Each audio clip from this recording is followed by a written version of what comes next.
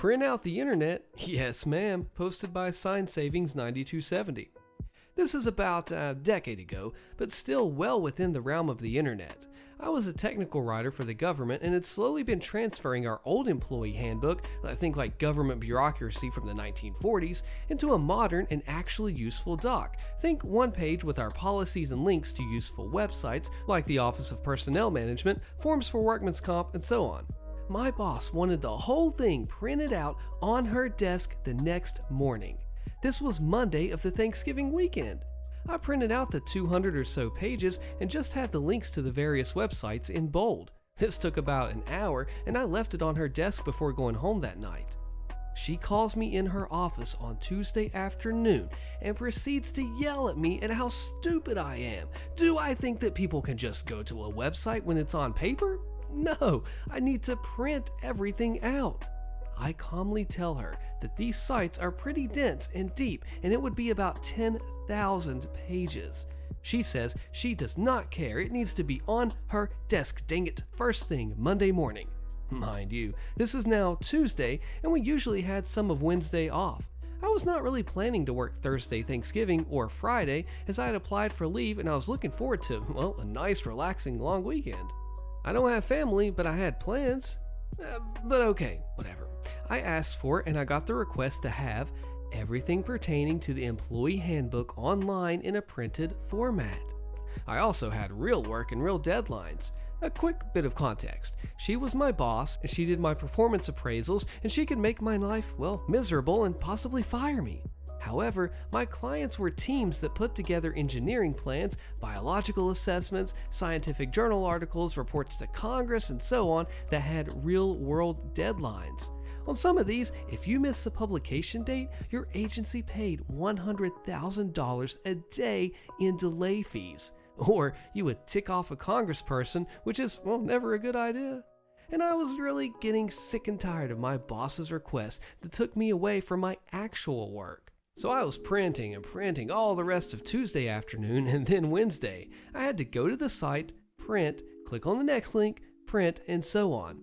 On Wednesday, we got a congressional, which is a letter from a Congress critter that was actually important. Had we not gotten that, I might not have done what I did.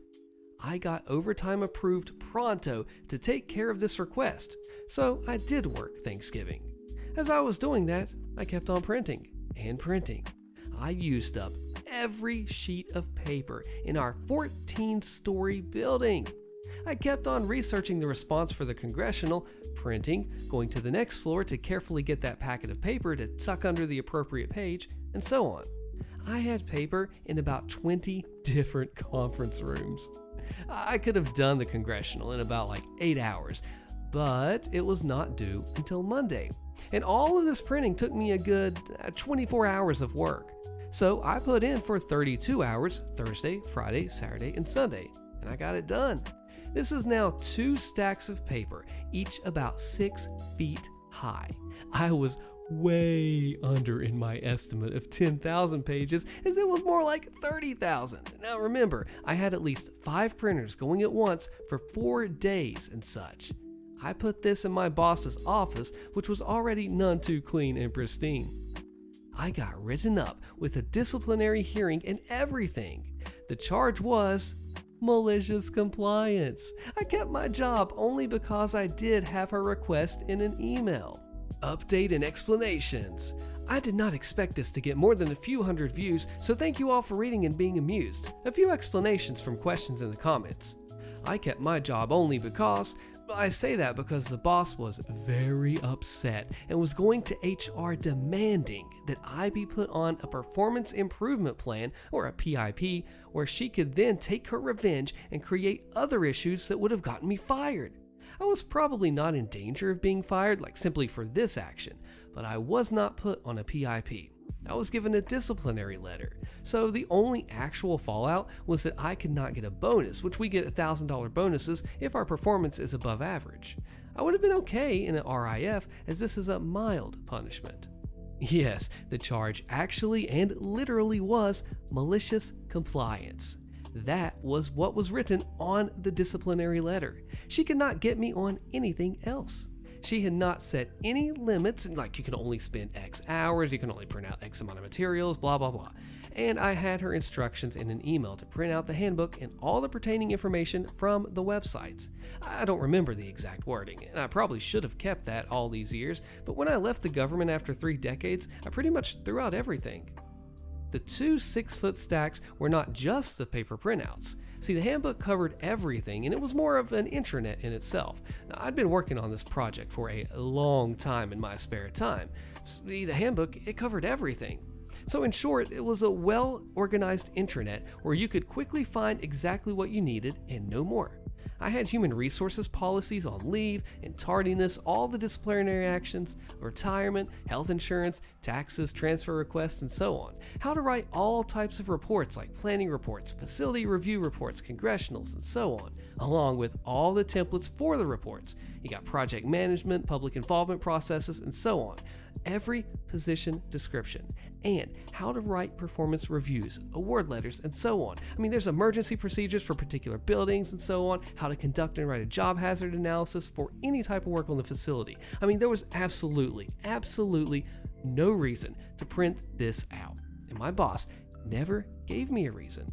I'd been arguing against printing this for at least a year before my boss gave me the order to even print the 200 pages that I had in the first place. I mean, these 200 pages each briefly explain the situation. So for example, like why we do a job hazard analysis, what it should cover, and who should do one. And then it gave links, so for example, to the Word template that you could download and use, and to some good examples. So I'd already had a lot of material that I just put into piles. So the piles look like, say, an index tab with a sticky for the topic, a sheet of the paper explaining the concept, a ream of the paper printing out the internet with all of the pages with the related links neatly put into a notebook, pre-printed examples of templates, reports, blah blah blah, so on. So we did have a printing unit off-site, so the major jobs were printed there. Thus, we did not have that many copiers in the building, so 1 per floor. And yes, before you ask, my boss could have asked the copy unit to do the work, but the copy unit would only print things that were already in a pre-approved PDF format. They would not have printed the internet for my boss. Yes, my boss kept her job. She was promoted soon after from being the group manager of about 15 people to being the deputy chief of a division of several hundred people. Yes, I worked at the same job, technical writer, for 30 plus years. First off, I loved what I did. I was good at it. And I never wanted to go into management and deal with people headaches myself. Second off, I needed the health insurance and I wouldn't have been able to get a private company job because of my underlying handicap. So staying put in the government and doing what I loved worked out well for me. And I was quite effective at my job. I wrote documents that allowed decision makers to understand complex issues and make good decisions, employees use and protect our facilities, and so on. My colleagues respected me and we worked well together. Yes, this is the US federal government, and we did have a very ineffectual union where only a few people were allowed to be bargaining unit members, and the union could have done very little to save my job. Thanks for reading my funny little story. This is next level MC because they literally took the weekend, printed 30,000 pages. Do you know how much that is? Seriously, 30,000 pages in 100-page notebooks is 300 notebooks. That is literally massive, and to do the extreme, go to this level to get this MC done, not many people would have done that, and for that, I just commend you, OP, because you are an absolute star at what you did with this. Way to go. You want me to make a patient stay late so you can skip work during the snow, and you refuse to stay late? Fine, now you have to stay late every day. Posted by Deleted. Once upon a time, I worked in a research hospital coordinating drug studies. This one's going to go against the grain of some of the stories here. When you work in healthcare, following the written laws and rules to the letter is of the utmost importance. We run into trouble when people begin inventing their own rules and playing by them. The hardest part of my job was convincing other departments to also do their jobs, and sometimes it was like pulling teeth asking people to perform their duties at even a basic level. Ask a nurse to draw a basic 4-2 blood kit, you got an eye roll. Ask the pharmacy to stay 5 minutes past the end of the workday? Nope, they couldn't do that. They were out at 4:30. That second scenario is the important one for the purposes of this story. That department refuses to stay late. I can understand why they'd feel that way and strive to maintain as steady of a schedule as possible, but in the world of sick and dying people, sometimes things come up. Mind you, I regularly had to stay an hour or two past the end of my shift to take care of problems and data entry. We could get overtime pay or flex our schedules pretty easily, at least in my department.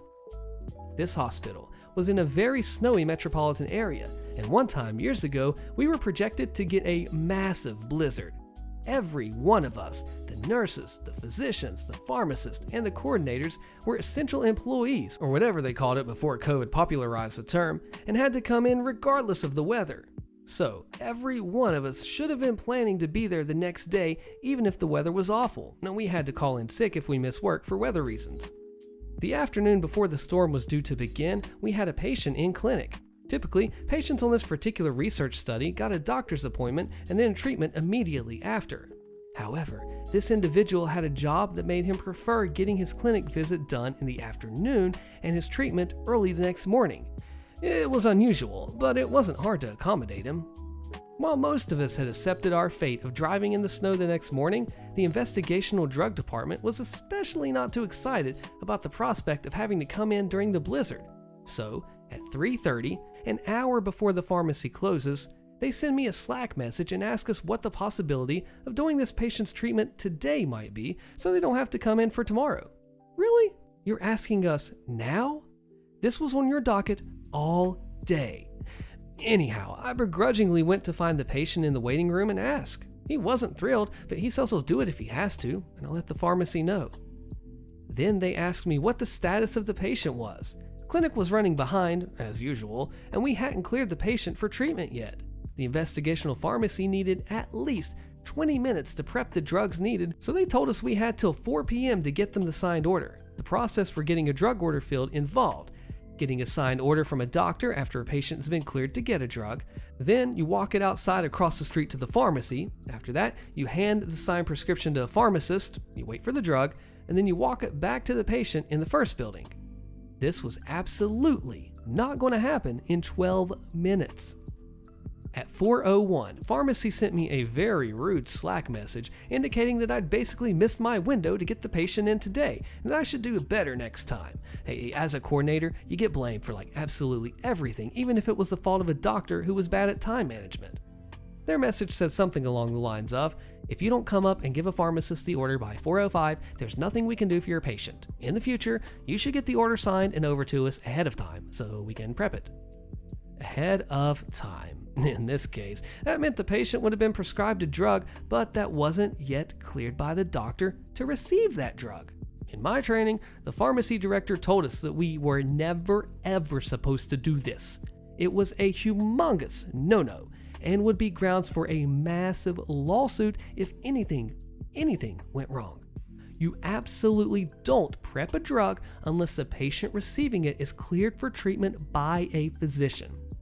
I really liked the pharmacy director, and I messaged her regularly with questions about drugs that patients might be considering while on study, but she wasn't super involved in the day-to-day of the pharmacy workers and tended to focus on bigger picture tasks, hence why her employees were inventing their own rules and demands.